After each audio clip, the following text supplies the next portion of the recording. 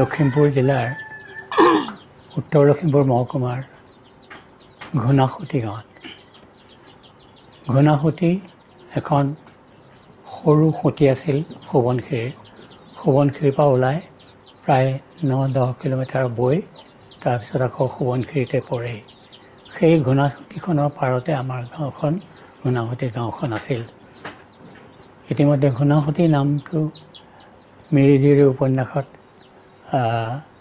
ৰজনীকান্ত বৰদলৈয়ে অলপ যোগবিনিময় কৰি গৈছে আৰু ডক্টৰ ভূপেন হাজৰিকায়ো তেখেতৰ দিচাংমুখৰ নিশাটি গীতত এই ঘোনাসুতিৰ পাৰতে বুলি এটা দীঘলীয়া চিঞৰি তেখেতে ঘোনাসুতি নামটো এক প্ৰকাৰে প্ৰচাৰেই কৰি গৈছে। সেইখন ঘোনাসুতি পিছত নাইকিয়া হ'ল। সোৱণশিৰিৰ গৰাখহনীয়া আৰম্ভ হ'ল 1950 চনৰ ভূমিকম্পৰ পিছত। 52-53 চনৰ পৰা বৰ বেছিকৈ গৰাখহনীয়া আৰম্ভ হ'ল সোৱণশিৰিৰ আৰু সেই গৰাখহনীয়াত ঘোনাসুতি নৈখন গিলিলে, তাৰপিছত ঘোনাসুতি গাঁওখনো গিলিলে। সেইকাৰণে যিখন গাঁৱত মই জন্মগ্ৰহণ কৰিছিলোঁ সেইখন গাঁৱৰ এতিয়া চিন-চাপ নাই বুলিয়ে ক'ব পাৰি। সেইবোৰ চাপৰিৰ মাজত বা নতুন যিবিলাক হয়তো সুঁতি হৈছে সেইবিলাকৰ মাজত হয়তো সোমাই পৰিছে। সেয়া হ'ল মোৰ জন্মস্থান ঘোনাসুতি।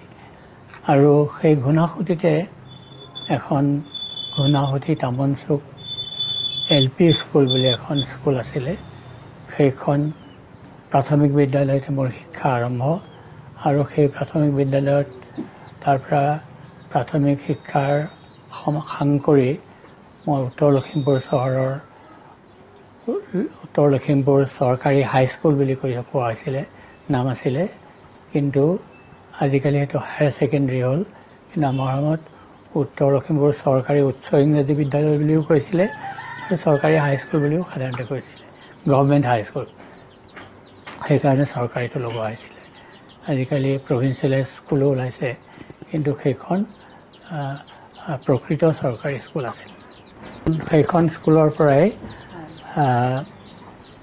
উত্তৰ লখিমপুৰ চৰকাৰী হাইস্কুলৰ পৰাই মই মেট্ৰিক পৰীক্ষাত উত্তীৰ্ণ হৈ মই অসমৰ বাহিৰলৈ পঢ়িবলৈ যাওঁ।